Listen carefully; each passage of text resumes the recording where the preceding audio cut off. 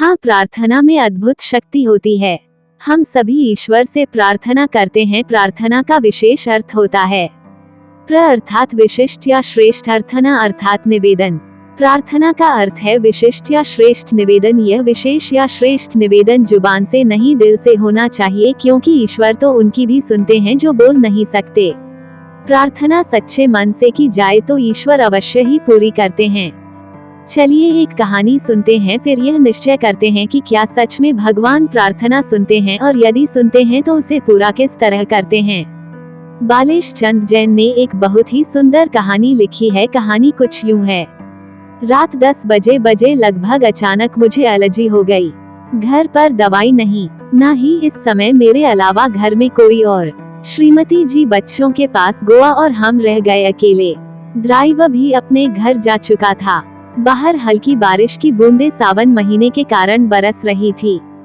दवा की दुकान ज्यादा दूर नहीं थी, पैदल भी जा सकता था, लेकिन बारिश की वजह से मैंने रिक्शा लेना उचित समझा। बगल में राम मंदिर बन रहा था। एक रिक्शा वाला भगवान की प्रार्थना कर रहा था। मैंने उससे पूछा चलोगे, तो उसने सहमति में सर हिलाया और बैठ गए हम रिक्शा में। रिक्शा वाला काफी बीमार लग रहा था, उसकी आंखों में आंसू भी थे। मैंने पूछा क्या हुआ भैया, रो क्यों रहे हो, और तुम्हारी तबीयत भी ठीक नहीं लग रही। उसने बताया बारिश की वजह से 3 दिन से सवारी नहीं मिली और वह भूखा है, बदन दर्द भी कर रहा है।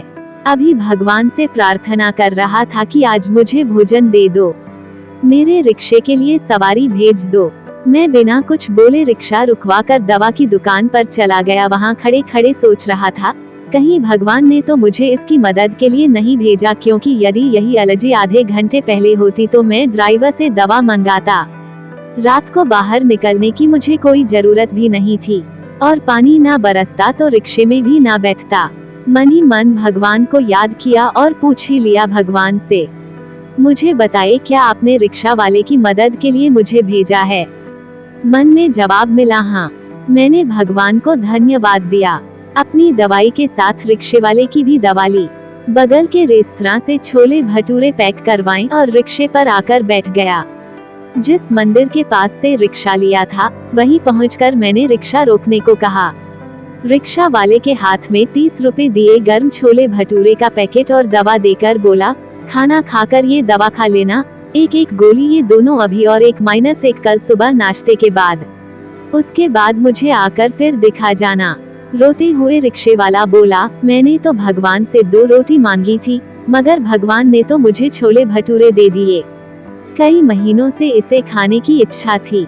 आज भगवान ने मेरी प्रार्थना सुन ली और जो मंदिर के पास उसका बंदा रहता था उसको मेरी मदद के लिए भेज दिया। कई बातें वह बोलता रहा और मैं स्तब्ध हुआ सुनता रहा। घर आकर सोचा कि उस रेस्तरां में बहुत सारी चीजें थी, मैं कुछ और भी ले सकता था।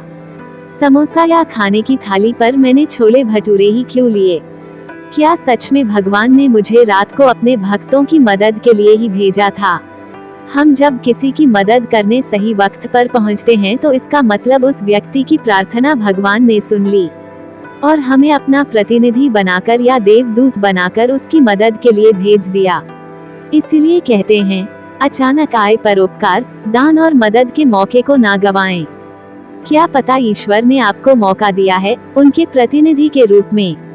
सिर्फ यही कहानी नहीं, हमें हमारे आसपास इस तरह की कई कहानियां मिल जाएंगी जो ये साबित करती हैं कि सच्चे मन से की गई प्रार्थना देर सवेर पूरी जरूर होती है।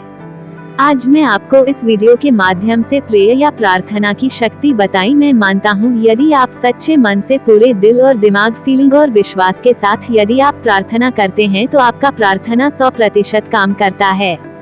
वीडियो पसंद आएगा तो लाइक कर देना, चैनल को सब्सक्राइब कर लेना, बेल आइकन जरूर प्रेस कर देना ताकि आने वाला हर वीडियो को नोटिफिकेशन आपको मिलती रहे। मिलते हैं नेक्स्ट वीडियो में, तब तक के लिए thank you so much. Thank you for watching.